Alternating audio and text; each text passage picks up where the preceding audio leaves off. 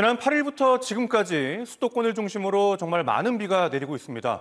3일째 폭우가 쏟아지면서 주택과 도로가 물에 잠기고 또 사망자가 발생하는 등 피해가 이어지고 있는데요.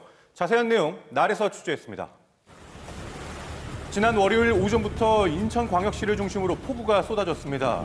갑자기 내린 비로 주택이나 상가가 침수되고 가로수가 쓰러지기도 했는데요. 주행 도중 물이 불어난 침수된 차를 시민들이 밀어서 이동시키기도 했습니다. 비는 낮 동안 잠시 소강 상태였지만 저녁 8시부터 다시 쏟아졌는데요. 자, 여기는 인천 부평의 한 도로 앞인데요. 낮에도 침수가 됐던 곳인데 잠시 물이 빠졌다가 밤이 돼서 비가 오니까 다시 이렇게 수위가 올라오고 있는 모습입니다. 무릎까지 물이 찼어요. 폭우가 쏟아진 지 20분이 채 안 돼서 성인 무릎까지 수위가 오른 것을 확인할 수가 있었습니다. 인근 상인들도 가게 입구까지 차오르는 물에 급하게 장사를 중단하고 빗물을 닦아내야만 했습니다. 자, 도로 상황도 마찬가지였습니다. 운행 중인 차도 절반이 침수가 된 상태로 차들은 물살을 가르면서 주행을 했는데요. 인근 미추홀구 지하차도가 침수되면서 통제가 되기도 했습니다. 차량이 이동하기 힘들 지경에 이르자 경찰까지 긴급 출동하면서 침수된 도로 앞에서 차량을 통제하기 시작했는데요. 이렇게 버스 같은 대형 차량을 제외한 승용차는 우회를 시키는 모습이었는데요. 8일 오후 6시부터 신고된 인천 지역 호우 피해 건수만 무려 330여 건. 빗물보다 배수되는 물의 양이 이제 부족할 경우에 이제 이런 침수가 시작되거든요. 비가 많이 오면은 어떤 그 쓰레기나 큰 그 나무나 돌 이런 것들이 가라앉으면서 빗물에 의해서 배수구 입구에 쌓여 있는 경우죠. 이런 경우에 이제 입구가 막히는 겁니다.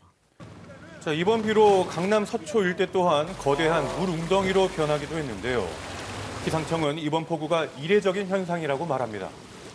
뜨겁고 습한 공기가 우리나라를 지배하고 있는 상황입니다. 북쪽의 찬 공기가 내려옴에 따라 두 공기가 강력하게 충돌하는 라인을 기준으로 굉장히 강한 정체 전선이 형성이 되었고요. 이날 동작구의 시간당 강우량은 141mm로 1942년 이후 최고 기록을 경신했는데요. 이 기록은 서울에서 기상관측이 시작된 이후 115년 만에 가장 강한 비로 기록되기도 했습니다.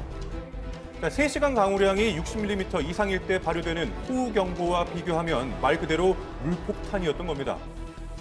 인명 피해까지 이어졌는데요.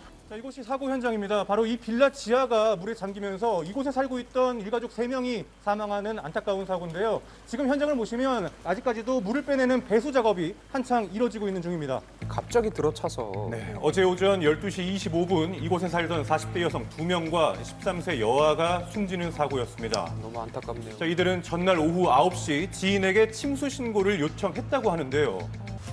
이웃 주민이 도착했을 때는 이미 출입문이 물에 잠긴 상황, 방범창을 뜯으려고 시도도 해봤다고 하는데요.